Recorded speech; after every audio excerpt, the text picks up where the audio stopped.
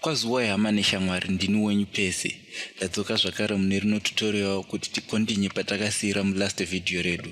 Saka muthis tutorial toda kuti titange kudzidza mamwe ma-elements akakosha kunge uchiziva kana uchangotanga HTML. Uye muchaona kuti ma-elements tichange tichimashandisa nguva nenguva. Saka regedzei titange nekutofura folder redu ukaenda padesktop pako kana kuti kwawakasavera last file rako in folder rangu ndakati tutorials, munoendeta right click ndotsvaga apa kanzi open with code. Inobva yavhura folder rangu ne Visual Studio Code. Saka kana ndauya panapa pachinhu chatinoda kutanga kuita nhasi, kana makazviona kuti tiri kuti pese patanyora something tikachiseva tikuenda kubrowser tonorefresha, kune vakatigadzirira zvandaiti zvakanakira matext editor akaita seVisual Studio Code. Pane vakatigadzirira chimwe extension chinonzi extension tichazoziva nezvema-extensions nechi nekufamba kwenguva, but ndoda kuti pane ino nguva munditevedzere zvandichange ndichiita kuti chive chitibatsira kuti patino save machanges kubrowser kwedu hatina need yokuenda tichinorefresh. Saka mukauya pane chinechi chi-icon chakanzi extensions and you click pakanzi search, ndoda kuti musearch kuti live saver like this, ndo irubuda iri pamusoro. Mukaklika ipapo muuya panapa muklika install. Saka iri kuti installera live saver yedu. Saka muchaona kuti tichange tata kuita zvezve yes kana yadaiso yainstalla. Saka ngatiuyei ngaticlose zvedu apa todzoka panapa mafiles edu tovhura file redu ratakaedita woita right click and wobva wauya pakanzi open with live saver wopressa ipapo. Kana mukaona ichativhurira apa, nhasi zvatoda kuita toda kuisa paside saver redu paside, zvinonzi browser redu paside, then text yedu toisa paside. Izvi ndiri kuitira kuti zvese zvatanyora panapa tinenge tichiona machanges edu ipapo. Regedzai timbotesta. Ndoisa paragraph yangu ndonyora kana kuti I am a programmer.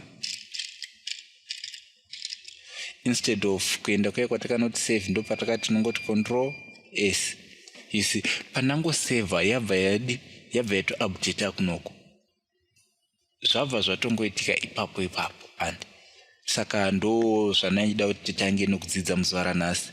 Then in today's lesson tatodzidza ma-elements akakosha. Saka tisati taenda mberi regedzai ticlear zvatakaita mulast video redu, because tinoda kutanga kunyora zvimwe zvinyuwani. Ndikatoseva ipapo muchaona kuti inobva yabvisa zvinhu, but panapa live reload is not possible without board and head tag.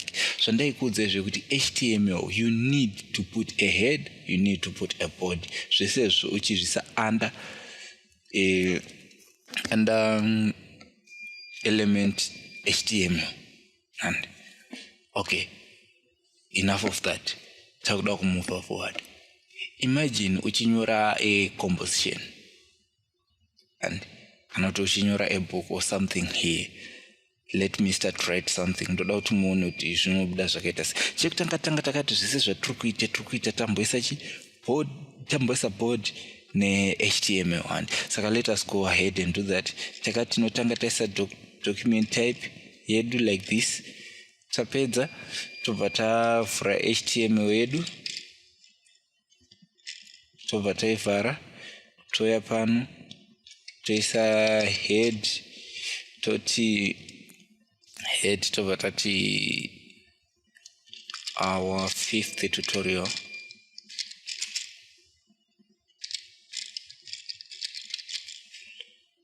Oh sorry, panapa mukati mehead tofanga kuvhura nongwani matoshaya kuti munhu akuita sei. Toisa title. Mukati metitle ndo matinonyora kuti our 5th tutorial, but regedzai tingonyora kuti zvo tutorial 5 like this. And tobva tabuda kunze kwehead touya to create a what board. Kanta create a board to save pari zvino, and hapana chinonyanya kuchinja kuno patika reload nenyaya yekuti tatambobvisa board yedu. Munoona title yedu yachinja yave tutorial 5. Yeah, saka panapa zvatoda kudzidza nhasi toda kudzidza nezvekuti okay, ndatizvoda kumbonyora zvinhu totizvo heading yangu yenyaya yangu it's myself like this. Ndobva ndatizvo ndoda kunyora kuti my name is Percy Mudzinganyama like this. Ndobva ndati I went kana ndobva ndati education. Ndobva ndati ndakadzidza kumateta to primary and secondary in Kokwe like this. Saka kana mkaona panapa myself heading and then content yacho iri under that, kana tongoti main paragraph yacho iri under that heading ndo inotaura zita rangu. Then education yacho ndo heading, then paragraph yacho. Ndikasave this, kana mkaona zviri kubuda zviri musame paragraph, zviri musame line, hausi kuona kuti heading ndeipi, paragraph ndeipi, title ndeipi, it's just in the same line. And so to solve this problem, or to solve this, ndo panoya HTML, ndo panoya ma-elements. And ndo saka ma-elements edu tine ma-elements akasiyana anu formata text. Tine ma-elements, tine element head element, tine element paragraph, and then pa ma-head elements acho tine ma-head elements akasiyana siyana kuti heading yacho yakakura sei, because tine kana main title tobva taita subheading ine subheading yayo, saka ine 6 ma-heading akasiyana ane size yakasiyana. Izvozvo tichazviona. Regedzai timbotanga tambofomata text yedu imire semumiriro watoda kuti muona chiro apa pataisa ma-space aina kumatedzera ma-space, because HTML inoti chiro ukaisa ma-space akawanda sei iyo kuno kubrowser inongobuda yakaisa space 1. Regedzai nimbozviita munhu ndaisa ma-space hobo pana ndikati save, hakuna chinochinja because iyo inozvitendera kuisa more than space 1. Saka kusolva problem yedu iyo tinoisolva sei? Myself uyu anofanirwa kunge ari mutag rinonzi heading. Regedzai titi heading 1, saka tikavhura tikati h1 zvakamirira kuti heading 1, totora myself wedu tobva tamisa pakati pematags edu. Ndikaseva myself wedu yave title, and then toita the same for education. Zvino education uyu akasiyana na myself because education is subtitle, and saka kuti tisave subtitle yedu takumwisa size inenge yakasiyana, takumwisa RH2, which means heading 2 toseva. Tikaseva mukaona this heading mudiki pana myself, saka iko zvinoisa. Saka pese patinenge tichida ekuma paragraph tichidzika tichienda inenge tinenge takushandisa ma-subheadings toisa paragraph. Saka izvi zvikana zvakadai of course zviri kushanda, but hazvitenderwi kusiwa zvakadai because everything chinofanirwa kunge chiri mutag. And saka uyu my name wedu takumuchinja tomuisa mup tag akamirira kuti paragraph, same as ndakadzidza uyu tomutora tomuita paragraph to save. Kana zvadai so pane something chandinoda kutaridza. Mukauya ku HTML kwenyu, mukauya ku browser kwenyu, mukaita right click, mukauya pakai view page source, ukavhura inokuvhurira code yese irimbo. Izvi zvazvinini izvi zviri kuiswa ne live server. In fact iko zvinochimbosiyana nazvo izvi, tichazonyatsokutaridzai kusina chinhu kana kuti redzaendida so tikauya tikavhura from our folder from our desktop tisina kushandisa live saver tikauya kunoku tikati view page source ari mukuona yakutibuditsira html yedu yatanyora ndo izvi zviri kunoku saka ukaona yadaiso zvoreva kuti zvopeji rako rakanaka. Then izvi zvandaita apa paizvi munokwanisa kutozviita kuti muone html dzakanyorwa nevamwe vanhu asi munogona kuzotanga kuconfusika kuti kwezvazowanda so zvazodai zvafamba sei but tichasvika kwese kwokuti muzvinzwisise zvese izvi kunoku zvine zvichibuda zvakawanda but kada kutsvaga html yedu yaya tokwanisa kuiwana. Unfortunately aya mafiles anenge akakompreswa tichazoziva pamberi apo kuti kana chiti kompreswa anenge akaita sei. And saka apa panda kudzidzisa kufomata our text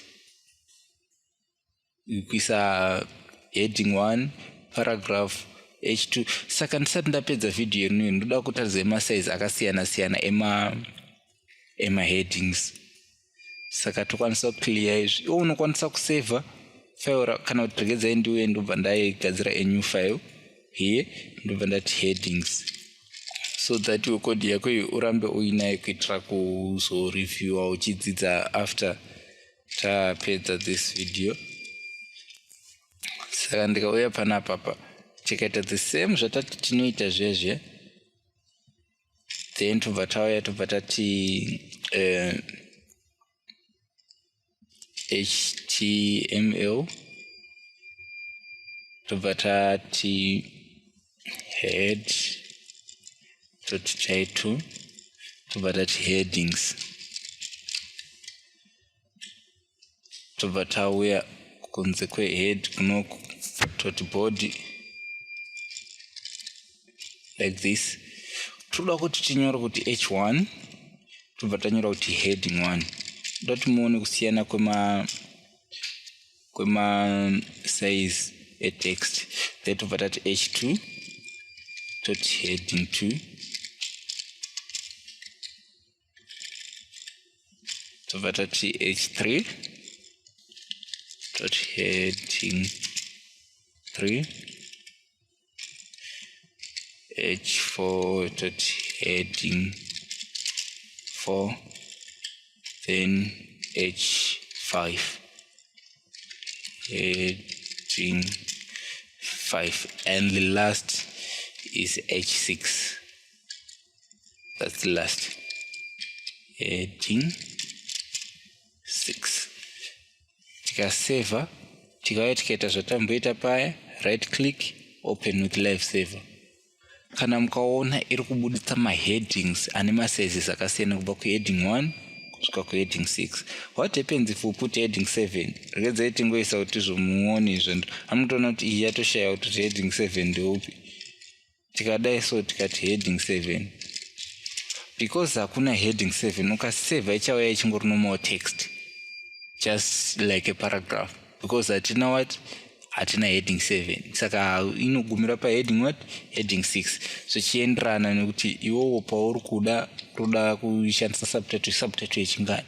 Saka ndakugumira video rangu rinori pano iko zvinombopedza zuva umbopedza time uchi practice kushandisa heading tags paragraph tags wozvidzidza kusvikira wazvinzwisisa uyezve uchifamiliarize again nestructure yedu yeHTML. Thank you for watching this video. Kana usati wasubscribe nombora musubscribe moshione vamwe nokuti tikadzidza takawanda zvinotibatsira.